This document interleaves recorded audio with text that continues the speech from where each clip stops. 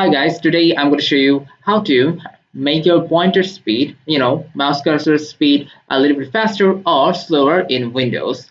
Now, to do that, we have to go to your mouse settings and you can go there by typing mouse settings onto your search bar. You should have your mouse settings, pop up right there and click on that. In here, you have to go to additional mouse options.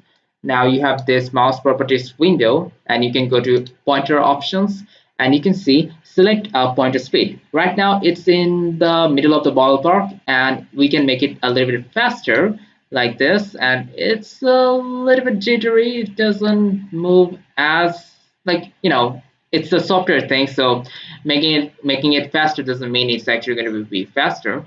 But anyway, it's fast nonetheless. And you can also make it slower and it's really slow. Like, wow, I'm like moving my mouse so much, man. And I have like 6400 dpi or something. Like, I have to move so far and yet it doesn't move a lot. So slower is really slow. So I'm just going to make it to the middle of the pack and that should be fine. Then after whatever speed you have selected, click apply and you can therefore make your mouse cursor speed faster or slower depending on what you need.